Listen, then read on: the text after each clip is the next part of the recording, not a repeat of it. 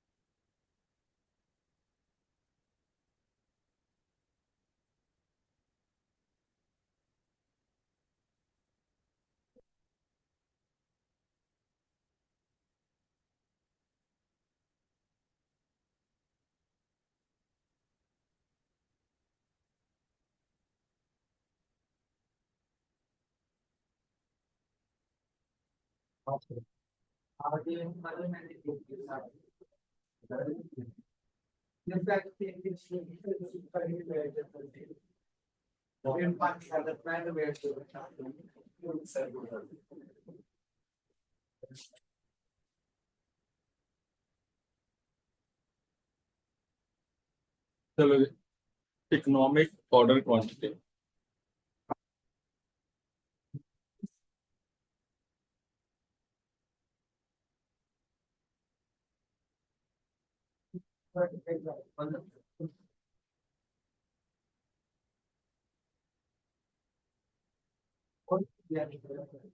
क्या थी? ठीक है।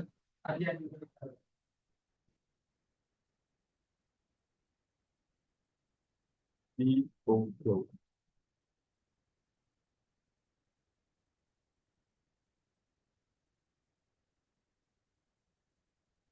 It is the calculation of calculation of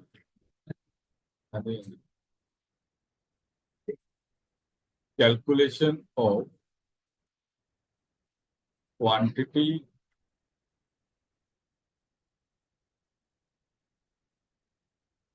to be ordered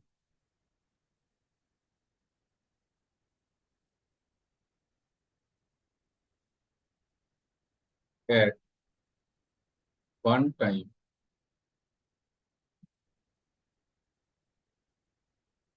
out of total annual requirement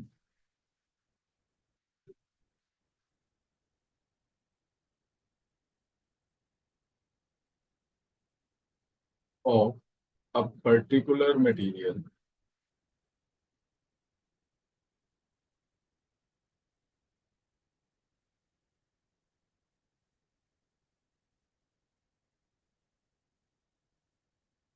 so that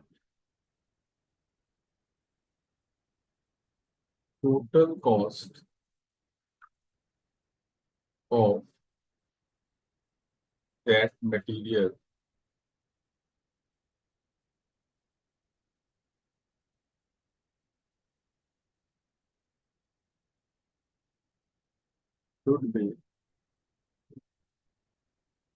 should be minimum।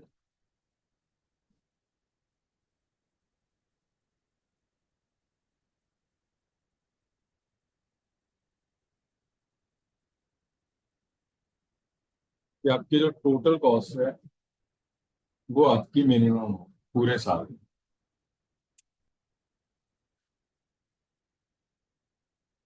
ये बात है।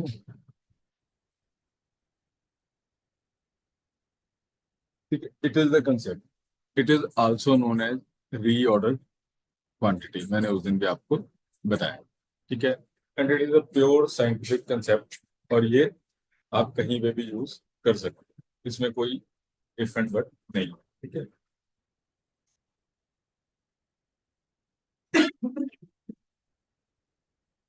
EOQ can be calculated. EOQ can be calculated हाँ जी, हाँ जी, मैं लिख भी रहा हूँ। E O Q can be calculated, E O Q can be calculated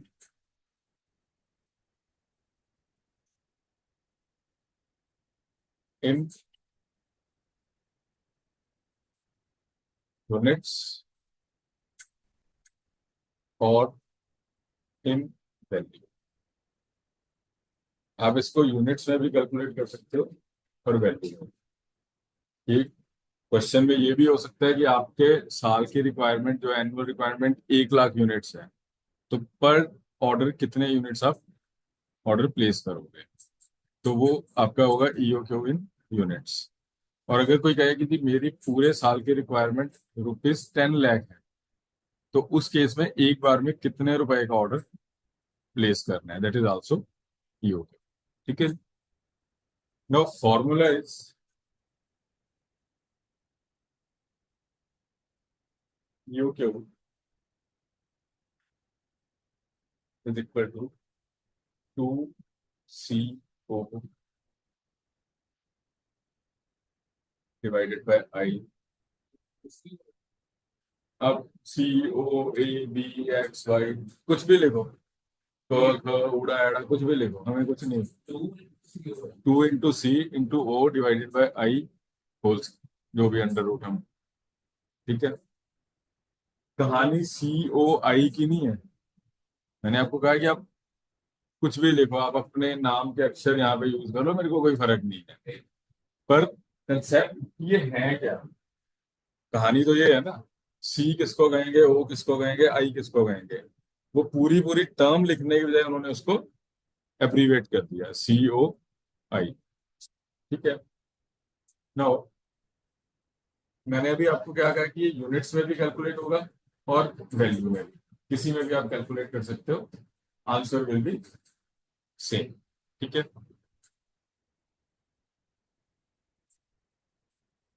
पूरे का पूरे का। मेरे लिए दिक्कत है, मेरे को मैंने तो लिख दिया ना। मेरे को लगा कि तुम, ऐसे भी होता है कि ऊपर वाला तेरा फंडा तो नहीं, नहीं पूरा अंडर।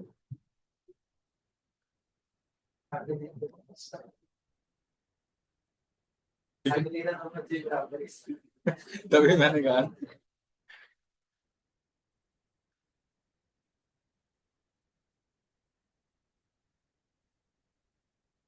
कि आपको यूनिट्स में कैलकुलेट करना है या value, that depends upon question, कि उसकी लैंग्वेज में आपके पास अवेलेबिलिटी क्या है।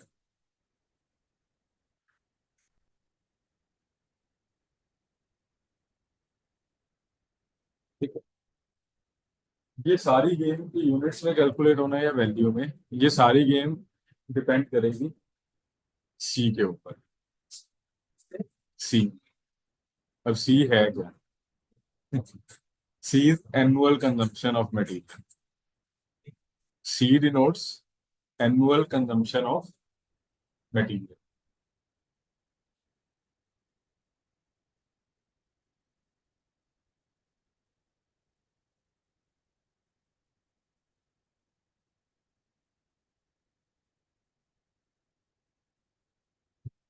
सी आपका है,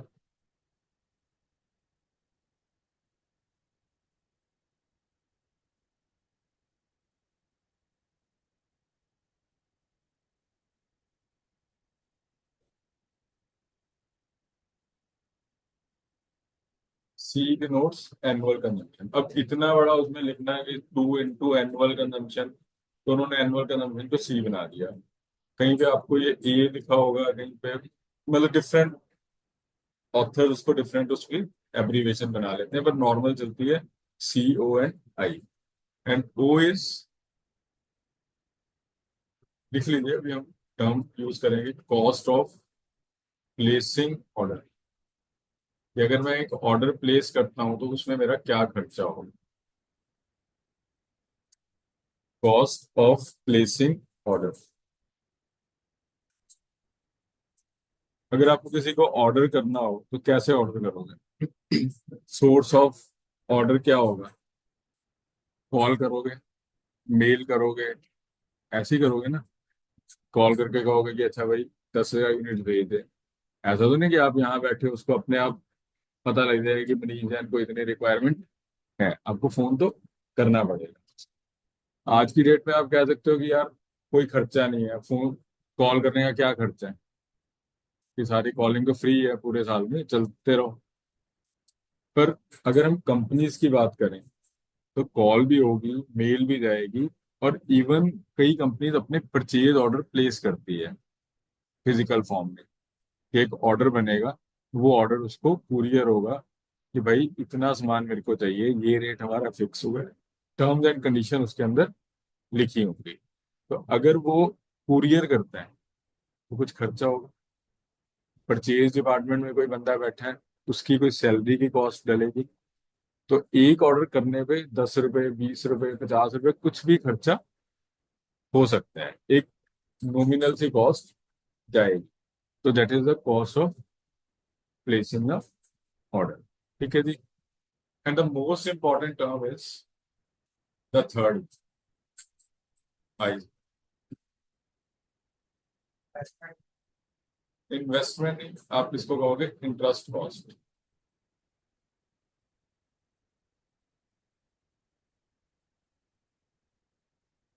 या अपॉर्चुनिटी कॉस्ट भी आप कह सकते हो इसको। है जी। वो मैं बता रहा हूँ कि क्यों सेम हम लेके चल रहे हैं। मतलब क्वेश्चन में उसको अपॉर्चुनिटी कॉस्ट भी लिखा हो सकता है, इंटरेस्ट कॉस्ट भी लिखा हो सकता है। नहीं, देखो, अपॉर्चुनिटी कॉस्ट अगर हम बात करें तो टेक्निकली कंसेप्ट वही है कि अगर मैं अपने रिसोर्सेज को यहाँ एक्स की जगह वाई में लगाता तो मेरे को क्या नुकसान होगा। अब सेम यहाँ पे भी है। मैंने आपको कहा इंटरेस्ट कॉस्ट, ठीक है। अब सपोज एक मटेरियल जो हम परचेज कर रहे हैं उसका पर यूनिट 10 रुपए का आपको कॉस्ट कर रहा है, ठीक है।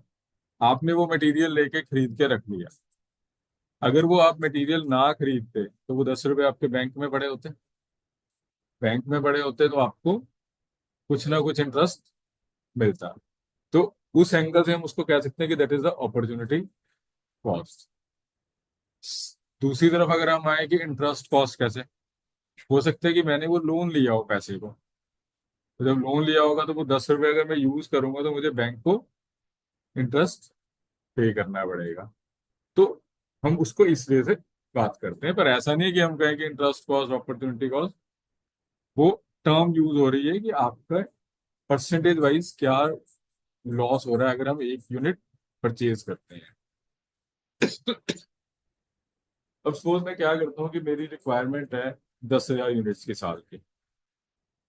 मैं 10,000 यूनिट्स इकट्ठे खरीद लेता हूँ, और एक आदमी 1,000 यूनिट्स खरीदता है एक बार में। या हम कहेंगे 12,000 यूनिट्स की रिक्वायरमेंट है, पर मंथ 1,000 यूनिट्स रिक्वायर्ड है। एक आदमी कहता है कि मैं तो 12,000 इकट्ठे खरीद रहा हूँ, कि मुझे सप्लायर कह रहा है कि अगर आपने 1,000 करके खरीदना तो हम आपको 10 रुपए पर यूनिट देंगे। अभी जैसे हम बात कर रहे थे कि 1 रुपये 20 पैसे, क्वेश्चन था ना कि वो कह रहा है कि मैं 1 रुपये 20 पैसे दूंगा कॉस्ट। दूसरा बंदा कहता है कि मैं इकट्ठे 10,000 खरीद लूंगा, वो कहता है कि मैं आपको 1 रुपये 10 पैसे दूँ सामान। हमें लगेगा कि यार पर यूनिट 10 पैसे बच रहे हैं, तो हम इकट्ठे खरीद लेते हैं। पर उससे होगा क्या, 12,000 यूनिट्स की इकट्ठी पेमेंट करनी पड़ेगी। ठीक है। तो 12,000 यूनिट्स का जो पैसा ब्लॉक होगा, उस पे आपका इंटरेस्ट लॉस होगा। कहाँ पे यूज, दूसरे बंदे का किस पे हो रहा है, सिर्फ 1,000 यूनिट्स पे, क्योंकि वो सिर्फ एक बार में 1,000 यूनिट्स ऑर्डर कर रहा है। सेकंड, अगर आपको 12,000 यूनिट्स इकट्ठे आ गए, उसको स्टोर करने के लिए आपको स्पेस भी ज्यादा चाहिए। अगर स्टोर करने के लिए स्पेस ज्यादा चाहिए तो रेंट भी ज्यादा बढ़ेगा। तो पर यूनिट रेंट की कॉस्ट भी आपको कवर करनी है। तो वो भी एक तरह से आपकी अपॉर्चुनिटी कॉस्ट में जाएगा। तो वो डिफरेंट चीजें जो आपको एनुअली बियर करनी पड़ेंगी अगर आप मटेरियल को परचेज करते हो और आप अपने पैसे को ब्लॉक करते हो, that is known as I in this case, not the interest cost. मैंने आपको कह रहा हूँ नहीं नहीं, गिवन होगा, वो कुछ नहीं है। गिवन तो होगा। देखो, पढ़ाई में सबसे अच्छी बात क्या है, पेपर में सबसे अच्छी बात क्या होती है, क्वेश्चन बना के देते हैं। आपको तो नहीं कहते कि क्वेश्चन बनाओ और उसको सॉल्व करो। है आईआईटी में होता है। तभी हमने आईआईटी ढूंढी कौन है बंदे लेगा। ठीक है, तो चलो अब अगर हम बात करें सी, अगर मेरे को यूनिट्स में कैलकुलेट करना है तो सी का मतलब क्या होता है, क्या आना चाहिए। अभी हमने सी क्या लिखा, एनुअल कंजम्पशन ऑफ मटेरियल। ठीक है जी। तो अगर आपको एनुअल कंजम्पशन इन यूनिट्स दिया होगा,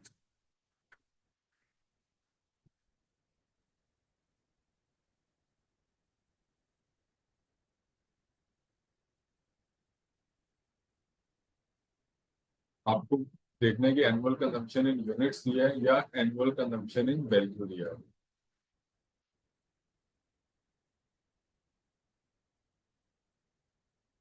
अगर एनुअल कंजम्पशन यूनिट्स में दिया है तो ईओ क्यू यूनिट्स में आएगा।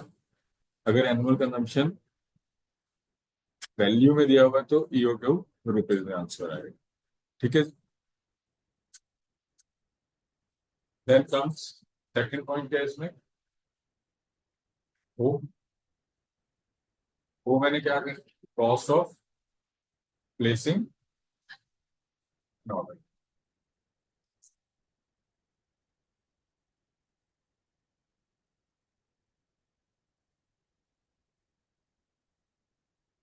ये हमेशा रुपीज में होगा, जब भी होगा 50 रुपए 20 रुपए 100 रुपए जो भी होगा वो रुपीज में होगा दोनों का।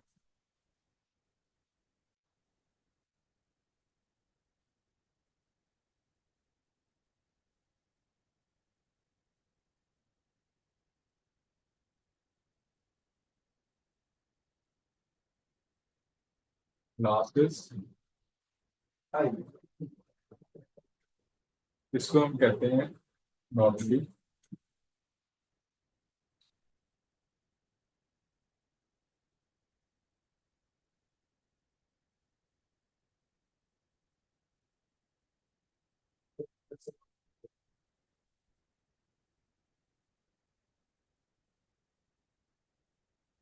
इसको नॉर्मली हम कह देते हैं carrying cost, shipping cost,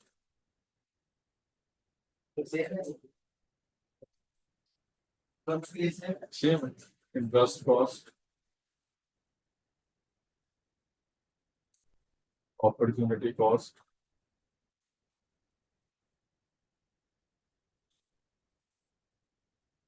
storage cost.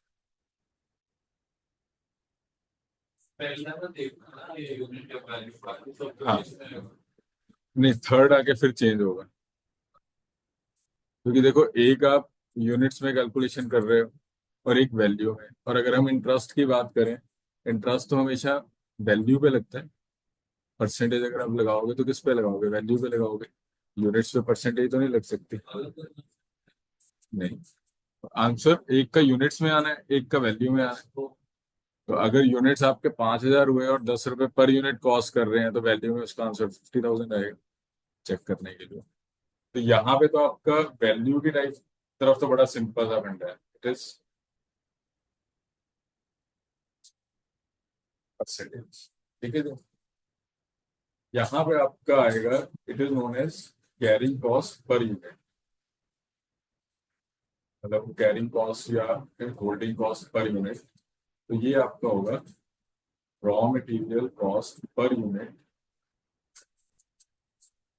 Into percentage. अगर आपको कहा गया कि आपका कैरिंग कॉस्ट 10% है तो वैल्यू में तो आप सिंपली उठा के 10% से डिवाइड कर दोगे। पर अगर आपको यूनिट्स में कैलकुलेट करना है तो एक यूनिट पे आपको कितना इंटरेस्ट कॉस्ट पड़ेगा इन रुपीज, वो क्या होगा। अगर 10 रुपए की कॉस्ट है, 10% इंटरेस्ट है, तो इसका मतलब पर यूनिट आपको इंटरेस्ट कितना पड़ रहा है, 1। ठीक है, बस ये चीज नीचे जाके चेंज हो, और कुछ नहीं। ठीक है, क्वेश्चन में करते हैं डिस्कस, वो हो जाएगा। अभी एक क्वेश्चन उठाते हैं, है ना असाइनमेंट। हाँ, एक क्वेश्चन उठाओ।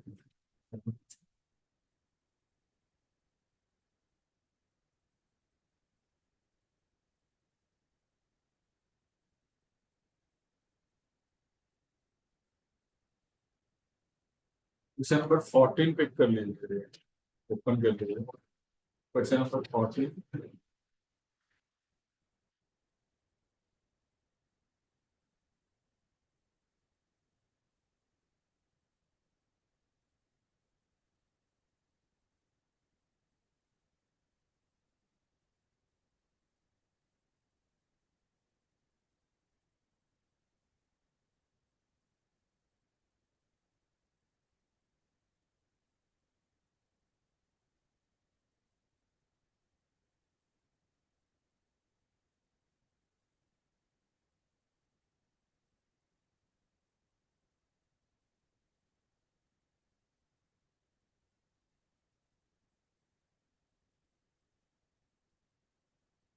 क्वेश्चन को आप क्या assume करते हो, कितने नंबर का आएगा पेपर में? दिस क्वेश्चन, अगर ये क्वेश्चन याद दिया जाता तो कम से कम 10 नंबर का होगा। सिर्फ ये 4 लाइन का क्वेश्चन है। नहीं नहीं, मुश्किल नहीं है, मतलब हाँ ऐसे ही, पर मतलब सॉल्यूशन लंबा चलेगा। हाँ ठीक है, तो उस पर नहीं जाना कि उसके टाइम 20 20 मिनट लगेंगे। तभी मैंने पूछा कि कितने नंबर का है, ठीक है। चलो कोई नहीं।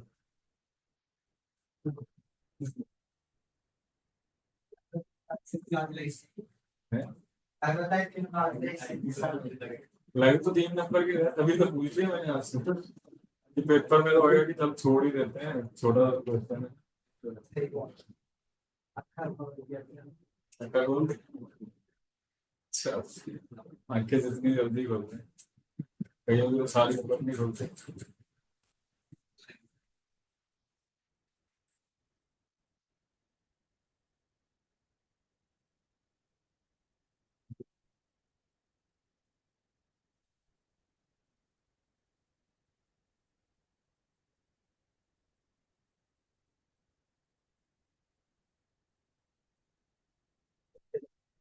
हाँ जी, manufacturing company uses ₹50,000 material per year. अब ये ₹50,000 क्या हुआ जी?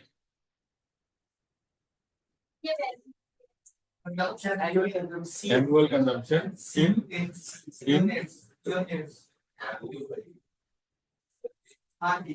तो तेरी असाइनमेंट क्या है? अच्छा, इसकी तो दी ही नहीं अभी तक, गुम कहाँ होगी?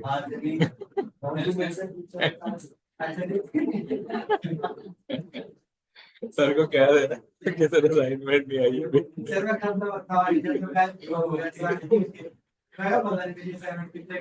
चलो, ठीक है, मैन्युफैक्चरिंग कंपनी यहाँ पे आप देखते रहो, दिख रहा है इसमें। तो manufacturing company uses ₹50,000 material per year, rupees, तो consumption is given in rupees, तो सी है इन रुपीज, तो आंसर भी किसमें आएगा? रुपीज में। ईओ क्यू कितना निकलेगा? रुपीज में। ठीक है।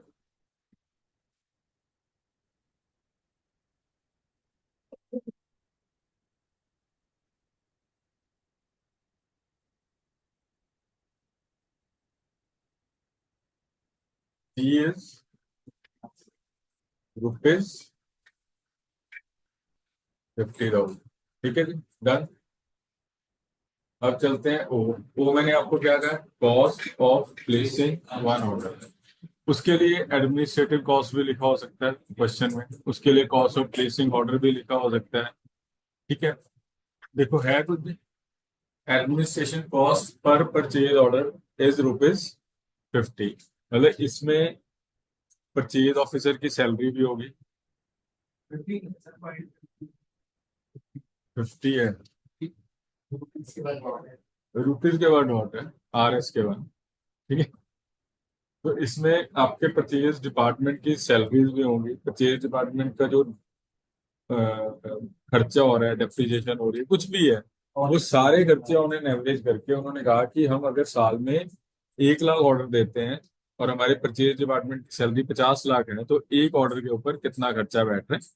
50 रुपये। हमें नहीं कैलकुलेट करना, वो दिया होगा। ठीक है, तो वो कितना हुआ है? क्योंकि ये मैंने आपको क्या कहा कि हमेशा किस में होगा, रुपीज में, 50। अब आ जाते हैं आई। आई मैंने आपको क्या कहा था, इसमें क्या चाहिए हमें, कैरिंग कॉस्ट इन परसेंटेज, जो परसेंटेज है 20%, carrying cost is 20% of average invent, ये है जी। क्या, ऐसा तो मैंने कुछ नहीं कहा।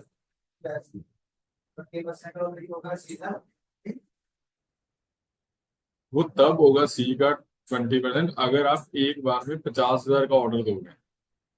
अगर आप ऑर्डर ही 5,000 का दोगे, फिर तो नहीं ना 10,000 रुपये पड़ेगा।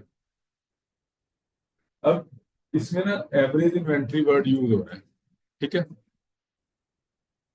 It is always average inventory, ये कभी भी ऐसा नहीं होगा कि भाई इन्वेंट्री कल्ला लिखा होगा या कुछ ऐसा लिखा होगा। इसलिए कह रहा हूँ, रीजन भी कि कई बार हम जब पढ़ रहे होते हैं या टीचर ने पढ़ाया या किया, हम क्वेश्चन ना करते रहते हैं और हमारा दिमाग भी नहीं जाता है कि यार वर्ड क्या लिखा हुआ है। तो दिक्कत क्या होती है जब हम एग्जाम में पढ़ते हैं, तो एग्जाम में हम थोड़ा ज्यादा कंसंट्रेट होके पढ़ते हैं कि यार कुछ नई चीज ना आ जाए क्वेश्चन में। और अगर आपने ये चीज अब ध्यान नहीं दी कि एवरेज वर्ड लिखा होता है, तो वहां जाके आता है यार ये एवरेज क्या आ गया, ये कोई नई चीज आ गई है तो सर ने बताया नहीं हमें। ठीक है, टू बी वेरी फ्रैंक, ये मैं क्यों बता रहा हूँ, क्योंकि मैं भुगत चुका हूँ बीकॉम में। फिर आपने एक टॉपिक किया होगा +2 में, sinking fund, debenture redemption fund. हाँ, उसमें एक कंसेप्ट होता है ना कि हम हर ईयर इतना इन्वेस्ट करेंगे सिंकिंग फंड में, वो विद इंटरेस्ट 1 रुपया बन जाएगा, कुछ ऐसे होता है, 0.23 इन्वेस्टेड पर एनम बिकम। ठीक है, क्वेश्चन करते रहे, पेपर में आया वो, पता नहीं क्या पूरा क्वेश्चन सॉल्व कर दिया और देखा वहां पे ना लिखा होता है कंपाउंड इंटरेस्ट। क्योंकि इंटरेस्ट, आप जो इन्वेस्ट कर रहे हो इंटरेस्ट के ऊपर इंटरेस्ट मिलता है ना, वहां पे मैं अटक गया, मैंने कहा ये तो कोई नई चीज आ गई, ये तो गलत हो गया क्वेश्चन। हमेशा कंपाउंडिंग होता है, क्योंकि आप आज 20 पैसे जमा करा रहे हो, उस पर इंटरेस्ट आएगा, अगली बार 20 फिर जमा कराओगे तो 20 प्लस पुराने का इंटरेस्ट प्लस 20 अगली बार उस पर आएगा। मैंने पूरा क्वेश्चन क्रॉस किया, जो मेरे साथ बैठे मेरे उससे कर रहे थे, नोट कर रहे थे आगे पीछे वाले, वो कहते नहीं यार तू ठीक कर रहा है, मैंने कहा, नहीं यार कुछ गड़बड़ है। वो सारे कर रहे हैं वैसे ही, क्रॉस करके थ्योरी का क्वेश्चन करके आया। तब मैं हमेशा कहता हूँ कि आप जब कर रहे हो ना, थोड़ा सा वर्ड्स को उस टाइम ध्यान रखो। आपको डाउट आता है कि सर ये अगर एवरेज की जगह सिंपल इन्वेंट्री लिखाओ तो क्या करना है, तो उसमें भी कुछ नहीं करना है, ये हमेशा एवरेज ही कॉस्टिंग में चलता है। वो कैसे है वो हम कर लेंगे। अब तीनों टर्म्स पर आगे नहीं इसमें, अब ईओ क्यू कैलकुलेट करें, क्या निकलेगा ईओ क्यू। हाँ जी, equal to 2CO divided by I whole, और ये ईओ क्यू किस में निकलना है इस बार, रुपीज में। ठीक है, तो टू तो टू ही रहेगा। सी कितना है, 50,000। ओ कितना है, 50। आई कितना है, किसी का परसेंटेज नहीं, सिंपली 20%। या आप सोचते रहो किसी चीज का 20% करना है तो सिंपली 20%। ठीक है, अब कैलकुलेशन कर लो तो क्या आती है, 5,000।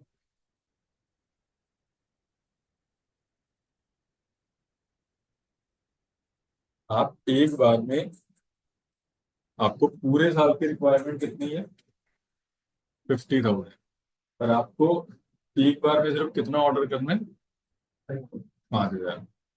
वो ये, पर मैंने क्या लिखवाया कि इसके ऊपर आपकी जो कॉस्ट होगी दैट विल बी मिनिमम। अगर आप ईओ क्यू फॉलो करते हो, all other things remaining same, कि प्राइस चेंज नहीं होता, इंटरेस्ट चेंज नहीं होता, ऑर्डरिंग कॉस्ट चेंज नहीं होती, अगर ये तीनों चीजें सेम रहे आपकी, तो इतना ऑर्डर अगर आप हर बार दोगे तो आपकी जो ओवरऑल एनुअल कॉस्ट आएगी दैट विल बी मिनिमम।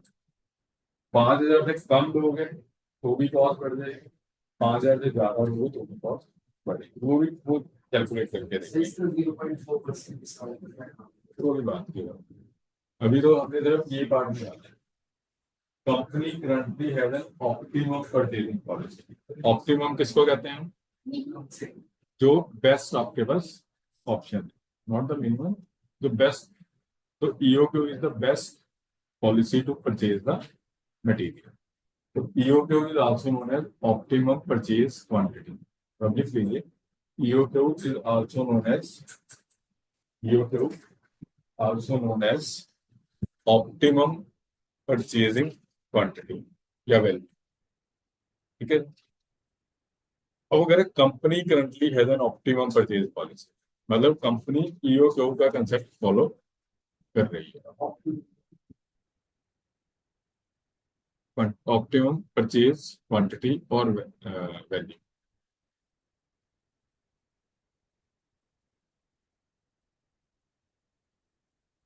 तो मैंने आपको क्या कहा कि ईओक्यू पे आपकी कॉस्ट मिनिमम होगी। ठीक है। अब ये सिर्फ हमारा क्वेश्चन निकला है यहाँ पे, company has an optimum purchasing policy, तो मैंने ईओक्यू निकाल दिया। ठीक है। But has been offered a 0.4% discount if they purchase 5 times a year। अगर कंपनी अपनी रिक्वायरमेंट, कितनी रिक्वायरमेंट है, 50,000 की, वो 5 बार में साल में परचेज कर ले, तो सप्लायर कहता है मैं आपको 0.4% डिस्काउंट दूंगा। एट प्रेजेंट वो कितने ऑर्डर कर रहा होगा साल में?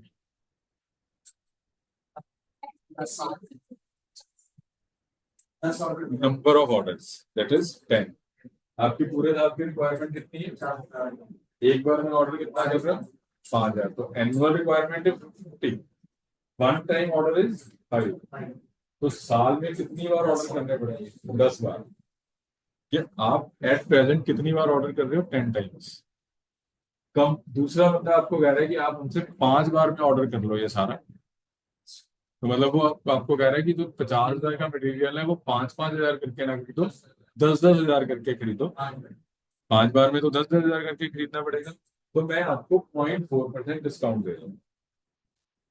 ठीक है। Should the offer be accepted? कैसे जस्टिफाई किया?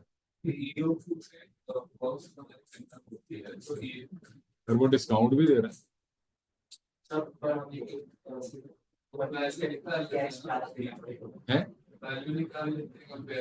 वो वही वैल्यू निकाल के कंपेयर तो करनी पड़ेगी ना।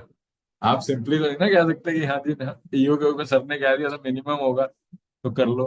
अब वो कहता है कि जी मैं आपको तो 10% डिस्काउंट दे दूंगा,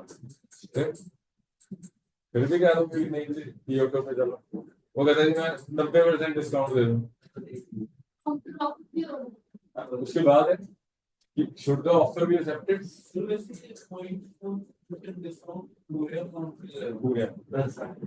50,000, मतलब तो हर बार 10,000 पे मिलेगा तो 5 बार में हर 10,000 पे मिल जाएगा ना। मिलना तो हर बार है, 40 रुपए मिलेंगे हर बार। अब वो कहते हैं कि should the offer be accepted? अगर तो एक्सेप्ट हो गया ठीक है, फिर वो कहते हैं if not what counter offer you will get. Shop पे जाते हो ना, कुछ खरीदना है, कितने का? कितने का? वो कहते हैं 100 रुपए का। आप कहते हैं नहीं सही सही लगा ले, कहते हैं अच्छा 90 दे देना। आप फिर उठ के चलते हो, वो कहे उसका क्या होता है, आप बताओ जी कितने देने। ऐसे ही चलता है बिजनेस। आप भी तो यही करते हैं, तो वो भी यही करना कि अगर नहीं करना तो बता तुम्हें क्या ऑफर देनी है। तो अब हमारा क्वेश्चन स्टार्ट होता है। ईओक्यू तो निकल गए, हो गए। अब मेरे को डिसाइड करना है कि मेरे को डिस्काउंट वाली ऑफर एक्सेप्ट करनी है या नहीं। उसको करने से पहले तो मेरे को ये देखना पड़ेगा मेरा ईओक्यू पे क्या कॉस्ट बैठ रही है, वो भी तो देखनी पड़ेगी। कल 50,000 कॉस्ट थोड़ा।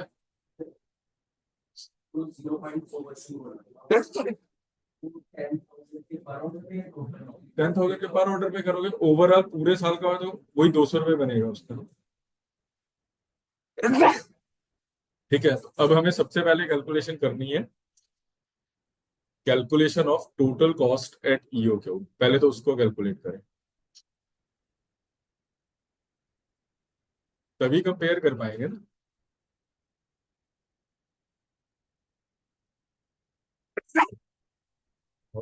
Total cost at E O Q.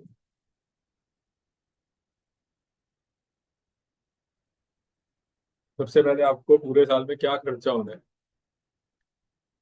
अब ये एनुअल निकलेगी कॉस्ट, ये ध्यान रखना।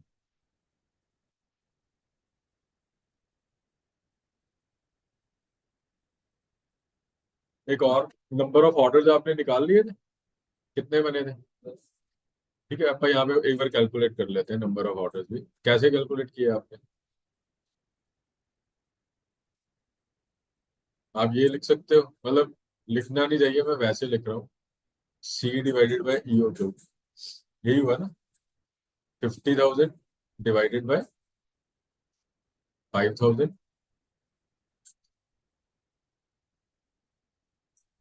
हाँ लिख लो, is equal to 10 orders.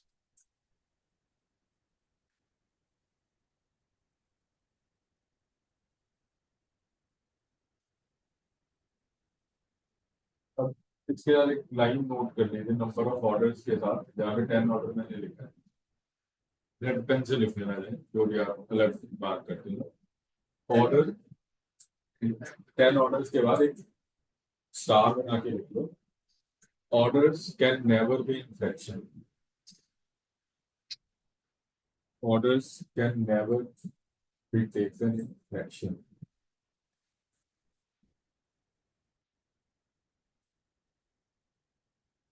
Can never be taken in fraction. If comes in fraction, if comes in fraction, round up, round up to the higher value. क्या कहते हैं, मतलब वैल्यू को पूरे करने के लिए, मतलब जैसे हम नॉर्मली तो कहते हैं ना, 0.5 से ऊपर है तो ऊपर की तरफ वैल्यू कर दो, नीचे है तो नीचे की तरफ, यहाँ पे ऐसा नहीं होगा, यहाँ पे जब भी होगा अपर की तरफ जाएगा।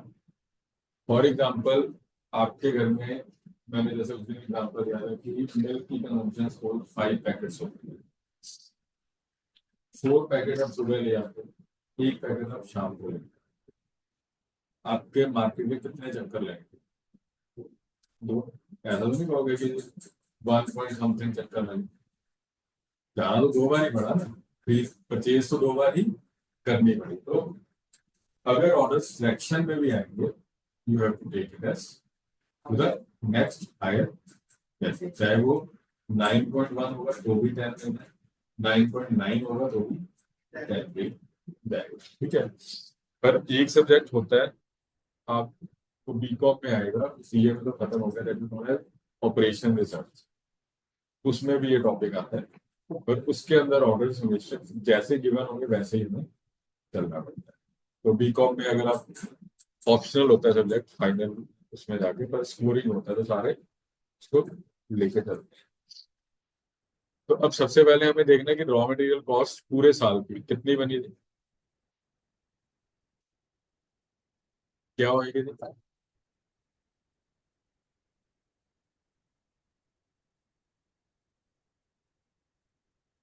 रुपीज 50,000, ठीक है जी। क्योंकि चाहे आप 5,000 इंटू 10 करो, तो भी वही आएगा कि एक बार में कितना ऑर्डर करना है, 5,000, कितनी बार ऑर्डर करना है, 10 बार, तो कितना हो गया जी, 50,000। सेकंड कॉस्ट क्या लगनी है जी,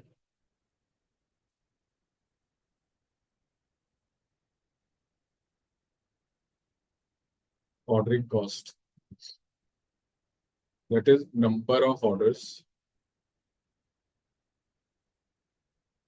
into, it is O not zero, जो हम ओ यूज कर रहे हैं, अभी हम ओ की टर्म थी ना, O is basically cost of placing one. कितने ऑर्डर दिए थे आपने? 10। एक बार का खर्चा तो ये कितना हो गया जी?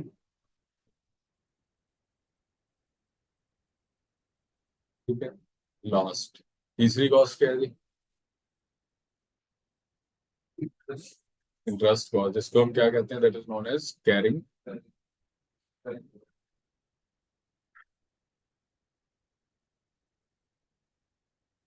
इस इसकी कैलकुलेशन कैसे होनी है? Cost of one order into half into percentage. एक बार में कितना ऑर्डर कर रहे हैं? 5,000 into half. Half is basically for average, ठीक है। इनटू परसेंटेज, कितने परसेंटेज? कितना हुआ है? मेरी टोटल कॉस्ट कितनी होगी? ठीक। पूरे साल में ये 50,000 मैं मटीरियल खरीदता हूँ, ईओक्यू के कंसेप्ट से मेरा जो ओवरऑल खर्चा होगा दैट विल बी 50,000 मैं सप्लायर को पे करूंगा, 500 में कुरियर को, जो भी हमने कुरियर को भेजना है क्या है उसका खर्चा होगा, और 500 रुपये मेरी इंटरेस्ट कॉस्ट होगी। अब गुरप्रीत ने सबसे पहले क्या कहा था? 20% ऑफ 50,000, ठीक है।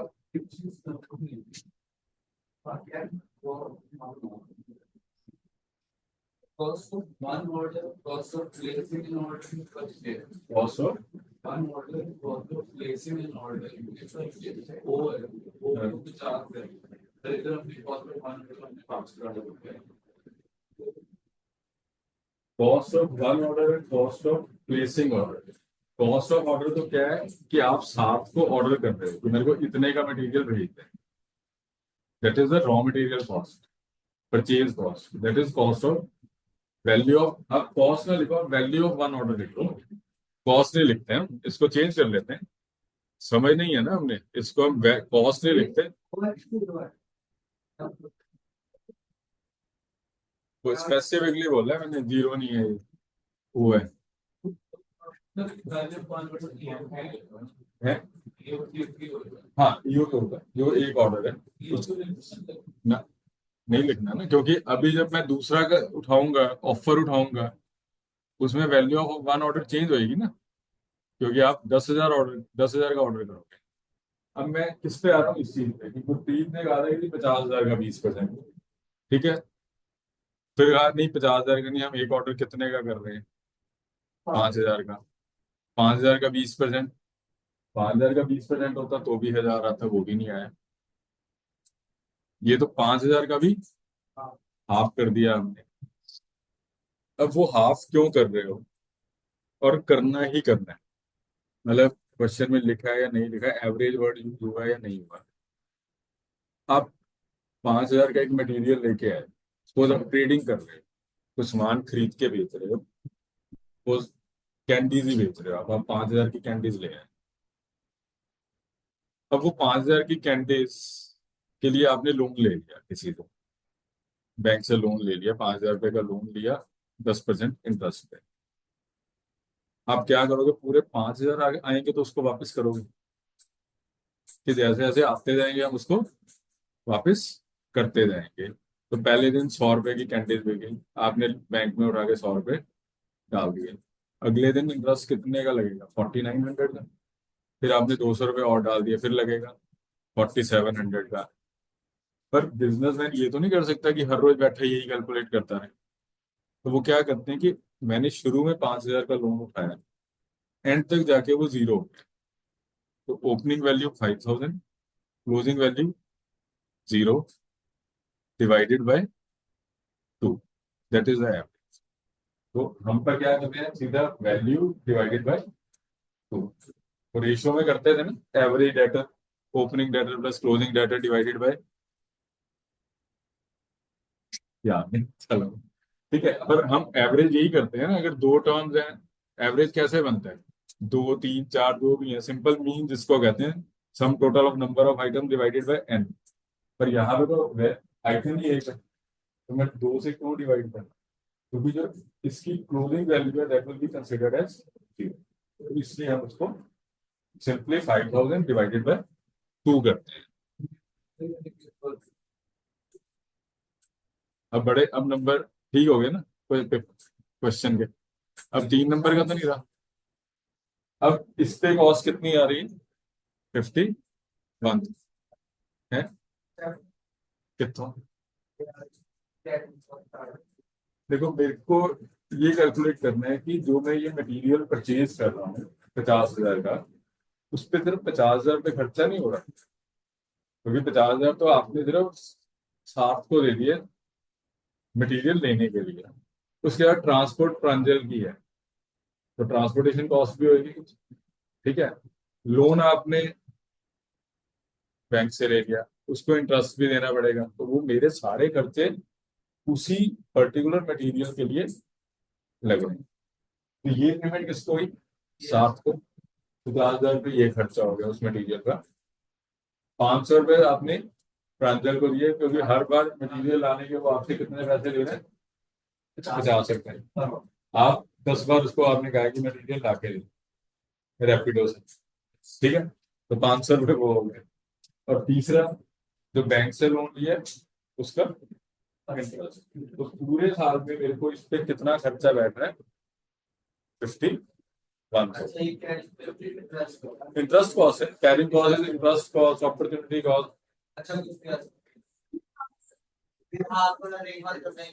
हाफ तो करना ही करना है, पर वो है क्या कि मैंने अगर लोन लिया, सपोज 12 महीने के लिए लोन लिया, ठीक है, मैंने से 60,000 का लोन ले लिया, हर बार मैं 5,000 रुपये किस्त भर रहा हूं, तो क्या मेरे को पूरा साल 60,000 रुपये इंटरेस्ट लगेगा।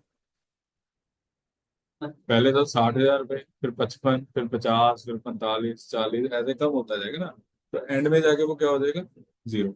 वहां पे तो हमें क्लियर दिख रहा है कि एक इंस्टॉलमेंट बनी हुई है। पर यहाँ पे क्या है कि 5,000 जो लगे हैं, कभी 50 रुपए का मटेरियल बिक रहा है, कभी 100 का, कभी 200 का डेली बिक रहा है, तो मैं डेली तो इंटरेस्ट की कैलकुलेशन नहीं करूंगा। तो मैंने क्या किया कि अगर मैंने लोन 5,000 का लिया तो एंड तक जाके वो जीरो हो जाएगा। तो मेरा जो मटीरियल खर्च अमाउंट ब्लॉक है वो 5,000 ब्लॉक में, वो सिर्फ 2500 रुपये एवरेज ब्लॉक रहेगा। उसका 20% जो ऑपरेटिंग कॉस्ट है ये है। कभी आप किसी का बिजनेस है, शॉप या कुछ ऐसा है किसी के, किराने की आपकी, कभी आपने वहां पे एक चीज नोटिस की है कि एक सामान आया कुछ, कोई सप्लायर सामान दे गया, और आपने उसने आपको कहा कि ये बड़ी अच्छी चीज है, सपोज वो आपकी कोई कैंडी थी, वो रख गया, ये बड़ी अच्छी चीज है, वो बिक ही नहीं रही। होता है ना, सुबह आते ही ना दिमाग में ये चल रहा होता है कि ये बिक जाएगा इस पे, ठीक है, और गलती से मैं आपकी शॉप पे आ गया और मैंने मुझे ये कैंडी कैसे है, ठीक मतलब इसका टेस्ट कैसा है? इससे बढ़िया तो कोई कैंडी नहीं है, सारी दुकान में इससे बढ़िया कोई चीज ही नहीं है। रीजन क्योंकि उसने क्या किया हुआ है, एक तो आपका जगह को ब्लॉक किया हुआ है, एक आपके पैसे को ब्लॉक किया हुआ है। आप चाहते हो कि ये किसी तरह से निकले, क्योंकि आपको कहीं ना कहीं दिख रहा है कि ये पैसा मैं कहीं और लगाऊंगा तो मेरे को उसकी रिटर्न ज्यादा आएगी, या मेरा पैसा सर्कुलेट होना शुरू हो जाएगा। तो दैट्स वाई हम उसको क्या कहते हैं, that is known as opportunity cost, कि कुछ भी है अगर वो कहीं पे रुका हुआ है तो वो आपका पैसे को ब्लॉक कर रहा है। पैसा ब्लॉक मतलब आपकी रिटर्न कहीं ना कहीं लूज हो रही है। तो बिजनेसमैन तो कोई भी चीज रखना ही नहीं चाहता, वो तो कहते हैं सुबह आ रहा है वो शाम को निकल जाए, आए और निकल जाए, ठीक है। तो बिजनेसमैन के दिमाग में ये चीज चल रही होती है ऑलरेडी, पर उसको नहीं पता, वो तो अपना ट्रेडिशनल चल रहा है कि हाँ यार ये निकालना है। और एक चीज और आपने देखी होगी, आपसे कोई चीज मांग रहा है, आपके फादर बैठे हो, उन्होंने कोई चीज आया, वो कहता है ये गिलास कितने का है, वो कहते हैं जी 20 रुपए का है, वो लेके चला जाता है। दूसरा आया, वो इसके 10 पीस मांग रहे हैं, आपके फादर कहते हैं यार 18 रुपए दे दें, तो अभी तो 20 रुपए में बेचा था, अब 18 में क्यों? होलसेल प्राइस हम कह देते हैं, एक तो वही कि स्पेस ऑक्यूपाई हो रहा है, वो खाली होगा। सेकंड, जो आपका पैसा फिक्स करते हैं वो रिकवर जल्दी हो जाएंगे। तो हर चीज का एक लॉजिक है करने का, पर वो है कि वहां नहीं हमें पता लगता, पर है यूज। यहाँ तक क्लियर? चले आगे। सर फिर आईटी मतलब हम 5 हैं? हमने जो आई पर लिया है 20% उससे ज्यादा 500 रुपये कितना मैंने कहा, मैंने तो 20% ही लिया। जैसे आई की हमारा कैरी कॉस्ट है आई को कैरी कॉस्ट पे लिया हाँ। तो आई की जगह हमने उसमें क्वेश्चन ऊपर 20% लिया उसकी जगह हमने 500 की लिया ऊपर वो तो आपका वैल्यू पे आप परसेंटेज लगा रहे हो वहां पे, पूरी वैल्यू पे। ऊपर आप उसका 50,000 का क्या कर रहे हो? 30%, वो तो फॉर्मूला में यूज हो रहा है कि मेरा जो फॉर्मूला है वहां पे, अभी हम जब वापस जाएंगे, जब यूनिट्स में कैलकुलेट करेंगे, तो वहां पे चेंज होगा वो। वहां पे जो आई आएगा वो परसेंटेज में नहीं आएगा, फिर वो यहाँ पे यूनिट्स में आएगा, पर यूनिट। वो एक बार जब उस पे करेंगे तो वो आपको मैं लिंक कर दूंगा दोनों चीजें। पर यहाँ पे हम क्या कर रहे हैं, ये तो सारा कुछ रुपीज में चल रहा है, तो यहाँ पे तो मैं परसेंटेज में नहीं ना उसको यूज कर सकता। हाँ जी, इसके बाद ऑफर क्या आई है आपको, कितने ऑर्डर करने हैं आप? हाँ जी, ऑफर पे चले। हाँ जी, इसी का ऑफर क्या आई है? 5 ऑर्डर्स और कितना डिस्काउंट? 0.4%। ठीक है जी, यही है। अब अगर 5 ऑर्डर है तो वैल्यू पर ऑर्डर क्या हो जाएगी?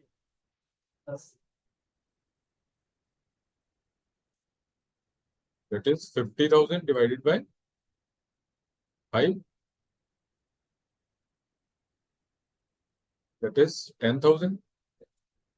और इसमें हमें क्या मिलेगा हर बार? कितना जी? 0.4%, कितना बनेगा? उसे कहा है कि 5 बार में अपने ऑर्डर देना है, ठीक है। 40 रुपए डिस्काउंट देगा, तो आपको अब एक बार में कितने का मटेरियल खरीदना है? 960। ठीक है। अब इसकी क्या कॉस्ट कैलकुलेट करें? कॉस्ट ऑफ ऑफर क्या बैठती है मेरे को, तभी डिसीजन ले पाऊंगा मैं कि क्या करना है। Value, sorry, raw material cost क्या बैठेगी जी अब? 9960 इंटू, और आप ये भी कर सकते हो, 50,000 माइनस 0.4%, कुछ भी कर लो। कितना आ गया जी? 49,800। पहले कितनी कॉस्ट पड़ रही थी रॉ मटेरियल की? फायदा हो गया 200 रुपये। वो अच्छा लग रहा है कि हाँ, इसके बाद चलते हैं। ऑर्डरिंग कॉस्ट कितनी आएगी जी?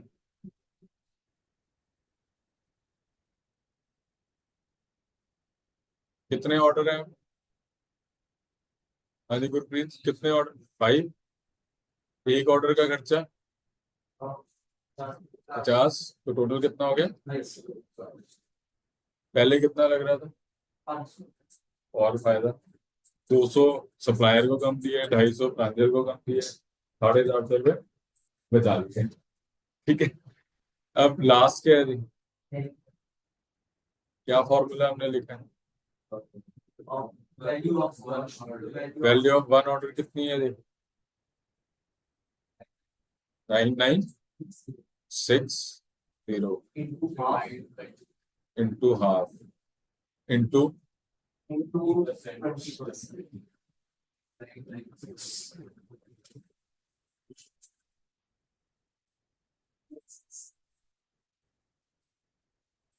ठीक है। अब बैंक वाले आपसे कितना इंटरेस्ट ले गए? 996। पहले कितना जा रहा था? 500। 51,046 अब ये टोटल कॉस्ट कितनी बनी? 5104 मेगा मेगा पर कितने? 46 रुपए। Offer rejected. ऑफर रिजेक्ट कर दिया। 46 रुपए कॉस्ट पे पड़ रहा है।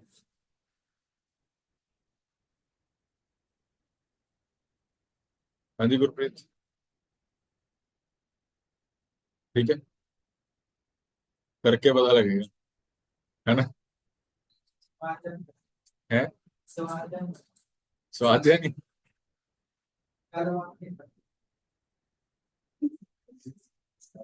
कल से टॉपिक आसान लग रहा था। नहीं हो रहा है वो तो अभी। इट्स बाकी सारे क्वेश्चन ही इसमें। अभी तो उसने कहा नहीं काउंटर ऑफर का। तो यहाँ पे क्या होगा? अभी क्या लिखोगे? Offer rejected as it cost ₹46।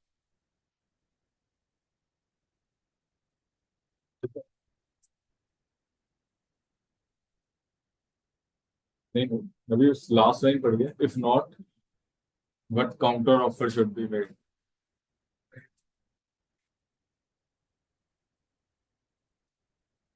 आपका ईओक्यू पे क्या कॉस्ट पड़ रहा है टोटल? बस 50। ईओक्यू का टोटल खर्चा, टोटल कॉस्ट 51,000 इसमें। अब हमने टोटल कॉस्ट को कम। ईओक्यू तो सिंपली निकल के खत्म हो गया, उसमें उससे ज्यादा कुछ नहीं है। आपका जो ईओक्यू निकलना है वो 2 नंबर का है, उसमें उससे ज्यादा कुछ नहीं होना।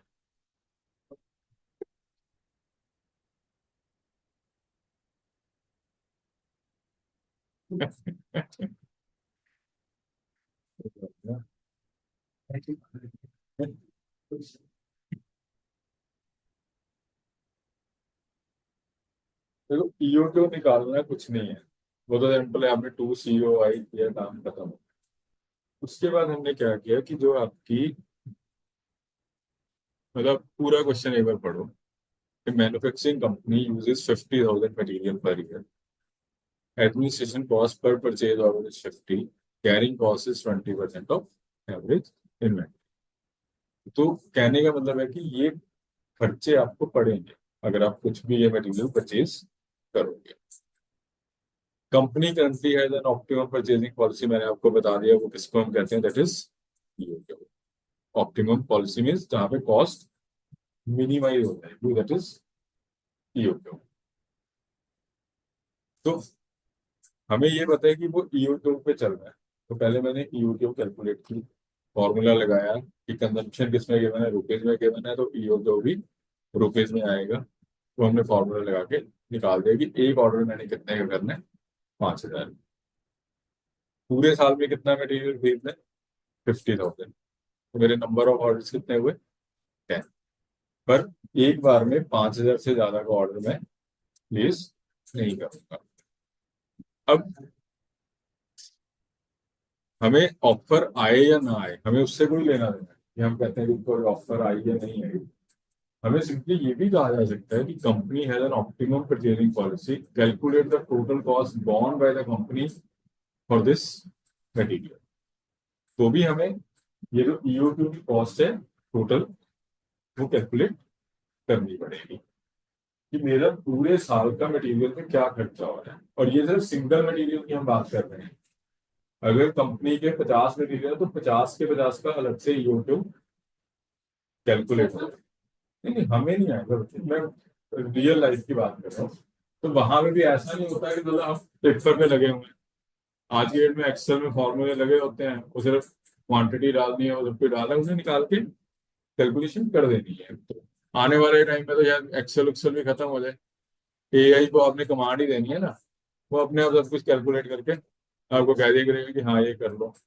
अभी मैं लास्ट ईयर कोई वर्कशॉप अटेंड करने गया था सीएस की, तो वहां पे एआई पे मतलब उन्होंने एक लेक्चर दे रहे थे, तो वहां पे वो जो लेक्चर दे रहे थे वो अपना इनकम टैक्स केसेस में डील करते हैं, अपील्स वगैरह में।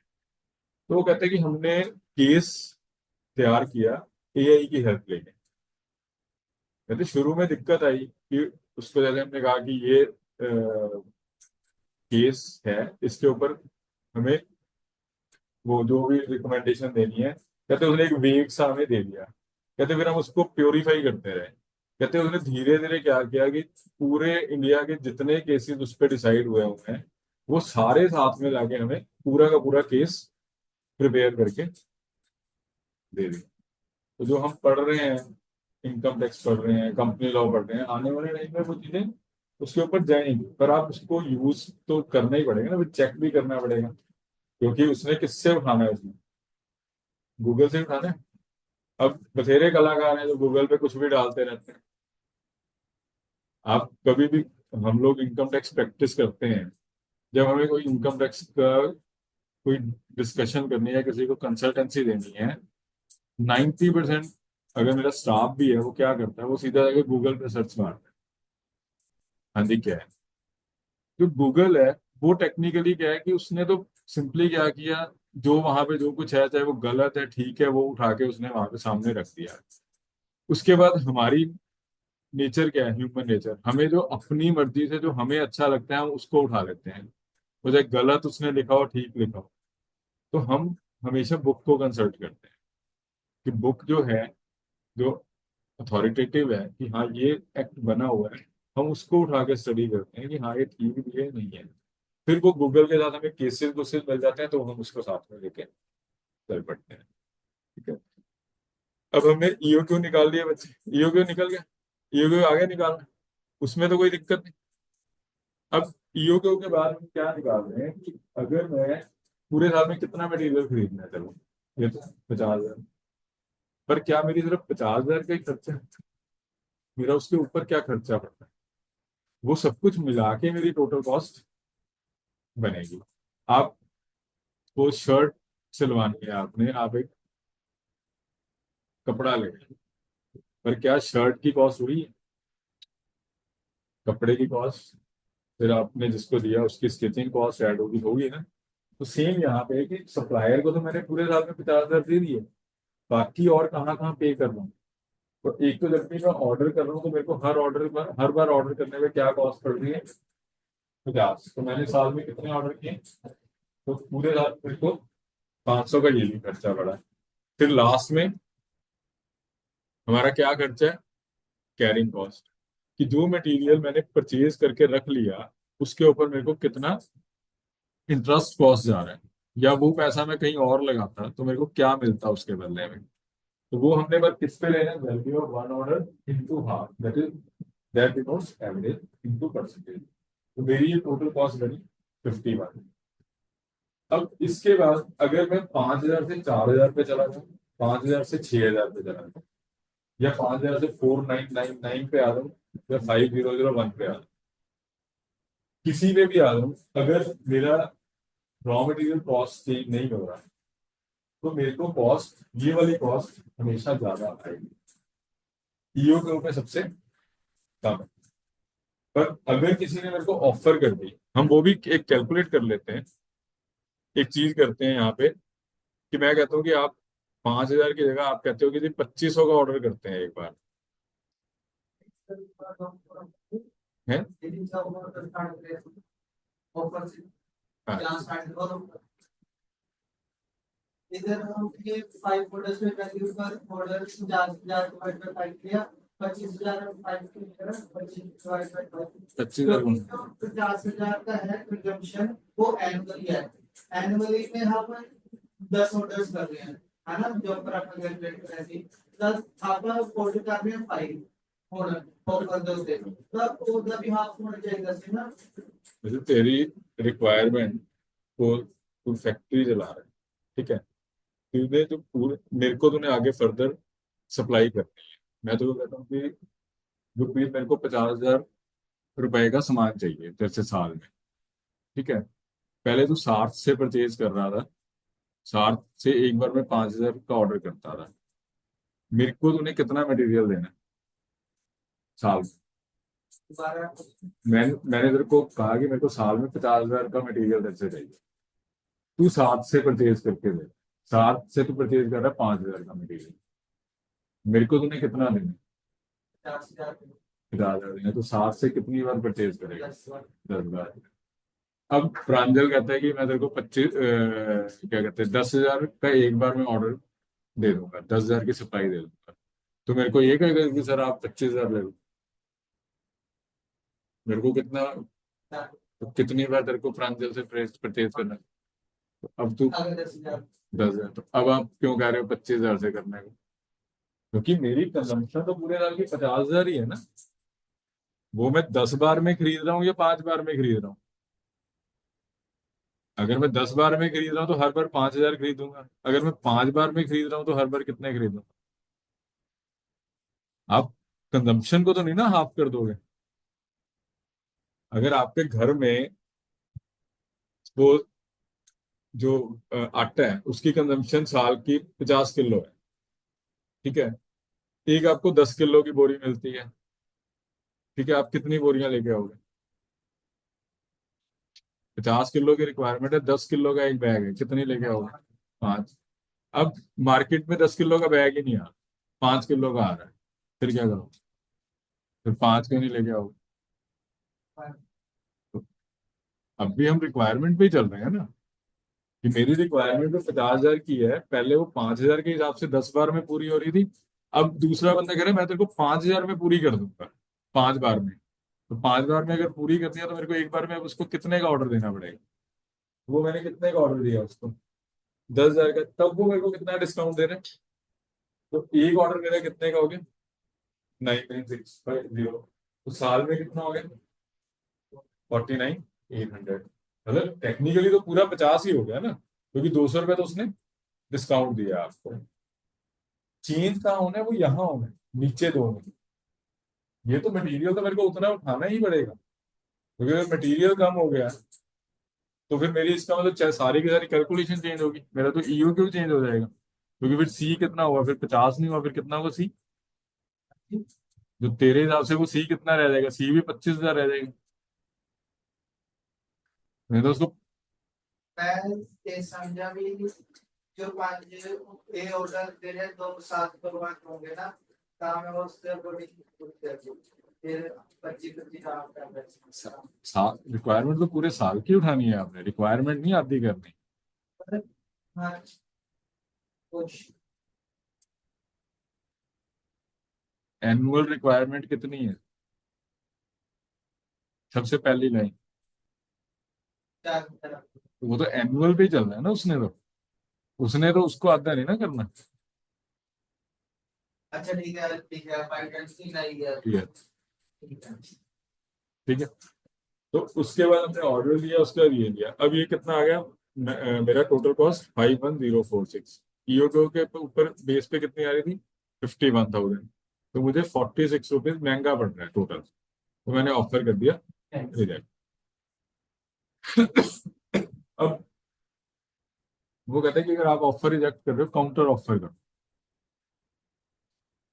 अब सपोज 51,000 आप किसी अननोन बंदे से मटेरियल परचेज कर रहे हैं, ठीक है, जिसकी टोटल कॉस्ट 51 पड़ रही थी, अब आपके एक फ्रेंड ने वही काम शुरू कर लिया और वो आपको 0.4% डिस्काउंट भी दे रहा है, आप फिर भी उसको मना कर दें, तो गुस्से में आगे क्या करेगा? यार तेरे को कितने का चाहिए? तो भैया पूछेगा तेरे को कितने का अभी तक पड़ रहा था, वो बता दे, आपको कितने का पड़ रहा था पहले?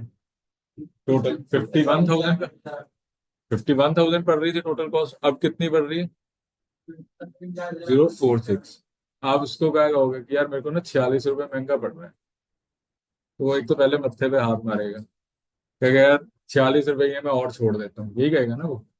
तो आपको कितना एक्स्ट्रा डिस्काउंट देंगे?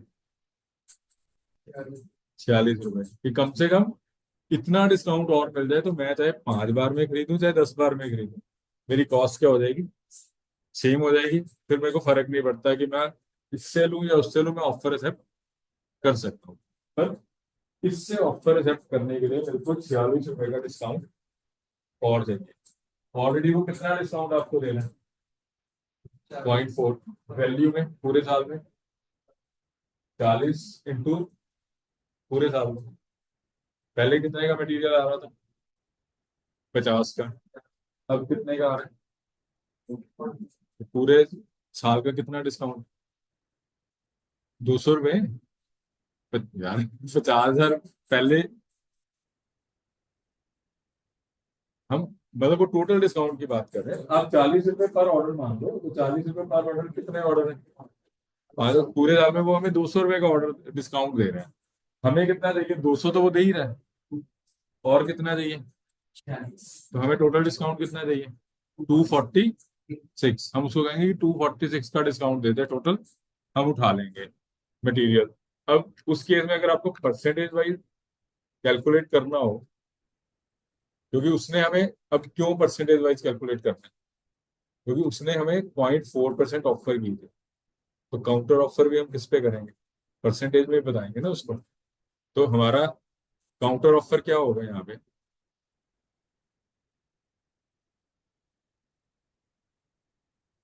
हमें वो डिस्काउंट गिवन कितने है जी?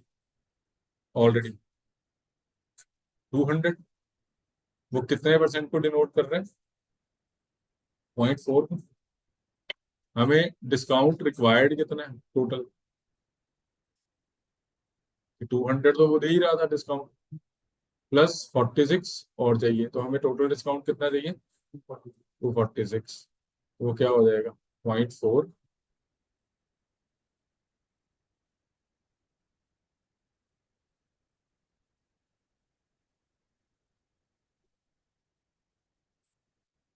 हाँ वो भी कर सकते हैं।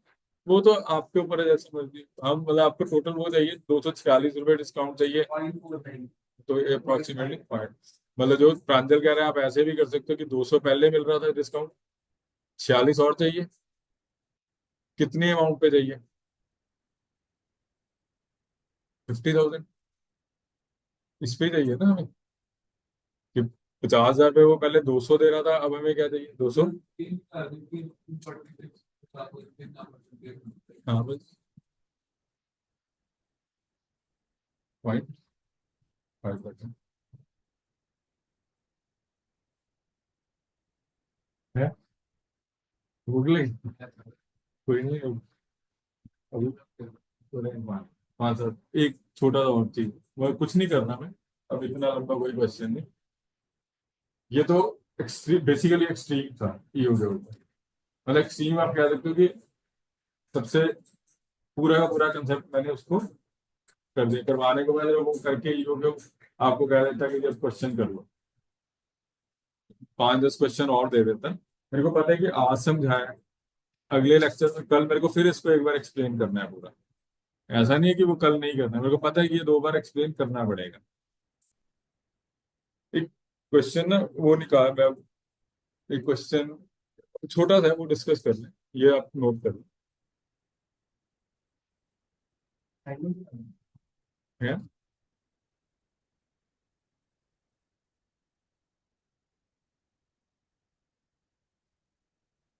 वो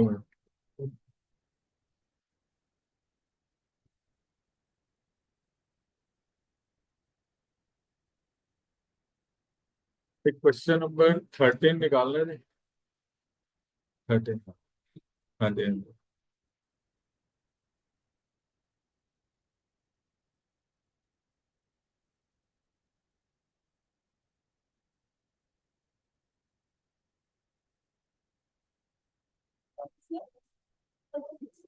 हाँ हाँ तभी।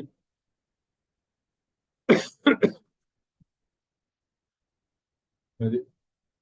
Question 13, from the following data calculate EO name of the article A, rate of material 50 per unit, consumption of material per annum 8,000 units, cost of placing one order 200, rate of interest करो। वो तो जाना ही है। मैं कौन सा मना कर रहा हूँ, नहीं है।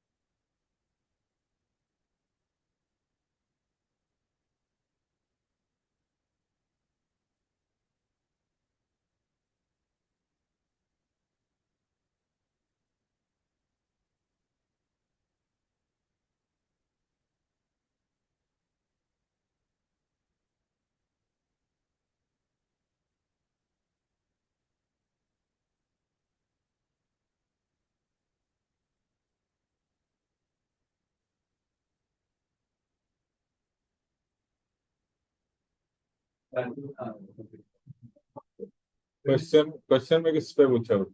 यूनिट्स में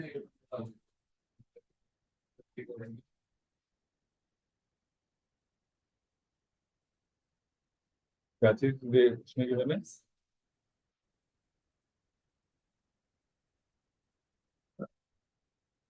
यूनिट में निकालूंगा। नहीं, मैंने फॉर्मूला लिखवाया यूनिट्स का भी। यूनिट्स वाला अच्छा अच्छा कैरिंग कॉस्ट मतलब ऐसे नहीं, वो तो जाएगा, मेरे को पता है, वो कोई दिक्कत नहीं है।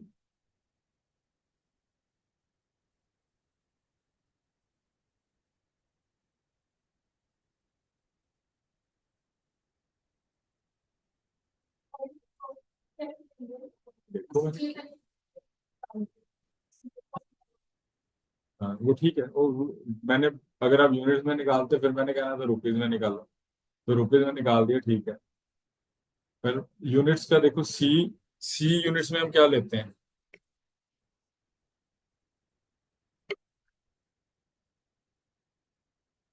हाँ जी, सी क्या है यूनिट्स में? कितने हैं जी सी? 8,000 यूनिट्स, ठीक है।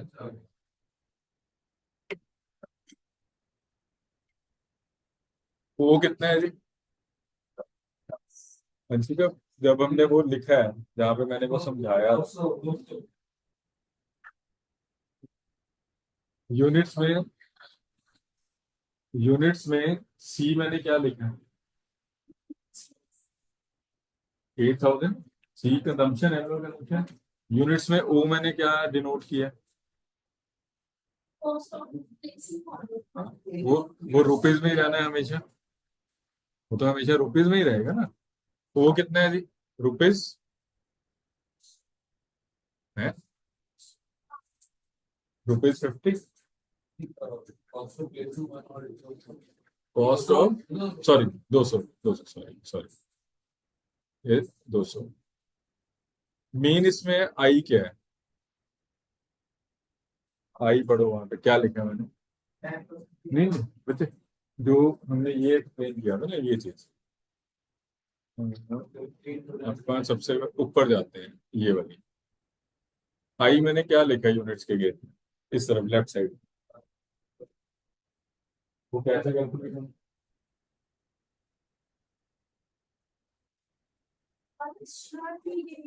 एक यूनिट पे आपका क्या खर्चा होगा पर यूनिट?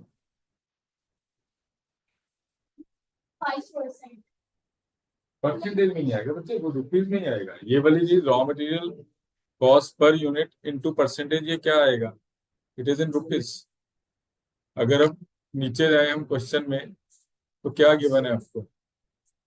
कॉस्ट ऑफ, एक यूनिट का कॉस्ट क्या है? रेट ऑफ मटेरियल क्या है एक यूनिट का? 50 पर यूनिट इंटू, इंटू 10%, 5। तो फिर तो फॉर्मूला लगना है ना, 2 into 8,000 into 200 divided by 5, 50 into, हाँ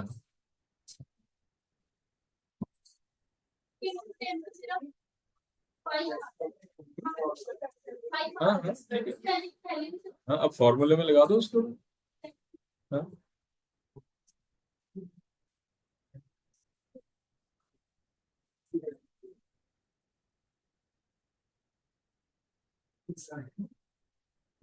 लेट हो गया, चलो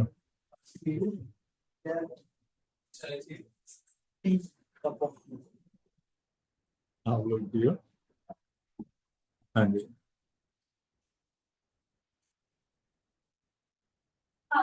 भाई आगे समझ आ रहे हो। तेरे को तो इस जाके दोबारा तो पूछेगा मेरे को नहीं यार, मेरा कैलकुलेशन आ रहा। कितने है?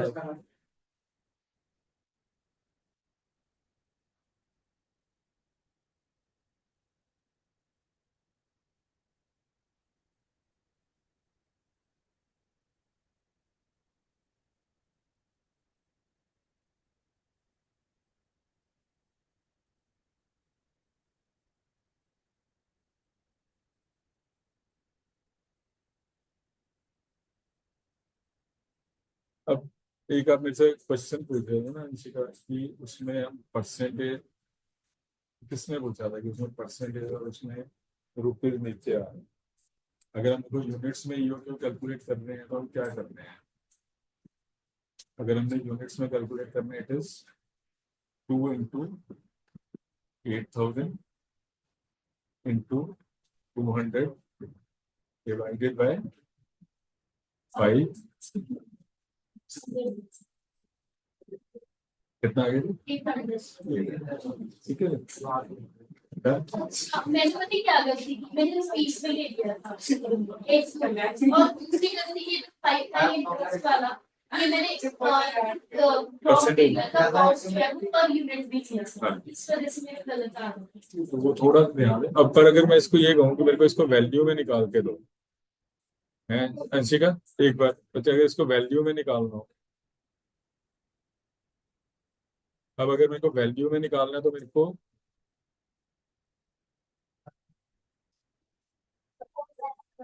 2 into वैल्यू कितनी होगी?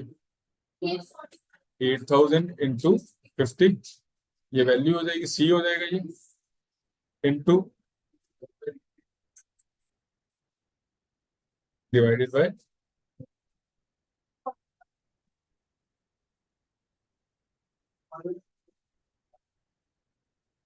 ठीक है। अब एक चीज एनालिसिस करो, सिंपल सा एनालिसिस। अगर मैं बात करता हूँ ये 50 और ये 10%, तो क्या बनेगा? ये फर्स्ट ये से बिल्कुल। तो अगर यहाँ पे हम बात करें तो यहाँ पे हमने इसको पर यूनिट उठाया क्योंकि ऊपर यूनिट है, तो मेरे को ये भी पर यूनिट चाहिए। यहाँ पे मेरे को परसेंटेज इसलिए उठानी पड़ी क्योंकि कंजम्पशन है रुपीज, तो रुपीज के ऊपर इंटरेस्ट लगेगा, यूनिट के ऊपर। ठीक है।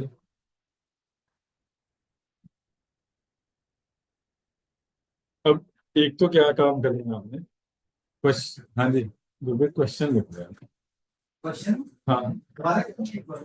नहीं नहीं, ये जो क्वेश्चन है, क्वेश्चन नंबर कौन सा था ये? ये कितना 13।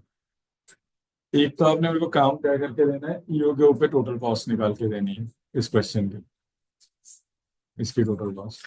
ठीक है। अभी आप वैल्यू पे ही निकाल देना क्योंकि यूनिट्स पे नहीं आपने निकाली, क्योंकि यूनिट्स का करेंगे, आना कुछ नहीं है, वो भी वही आएगी। एक तो ईओ के ऊपर वैल्यू निकालोगे, सेकंड आपने कैलकुलेशन करनी है, calculate total cost if number of orders,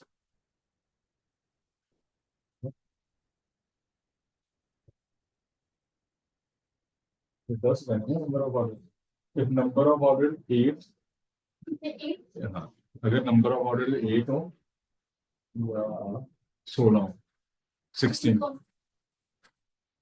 मतलब ईओ पे कॉस्ट 8 ऑर्डर पे कॉस्ट, 16 ऑर्डर पे कॉस्ट। ठीक है, डन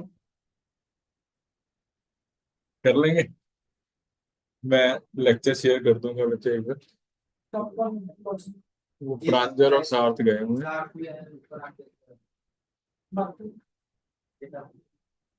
जो उसकी शिकायत लगा दे तू पहले, ये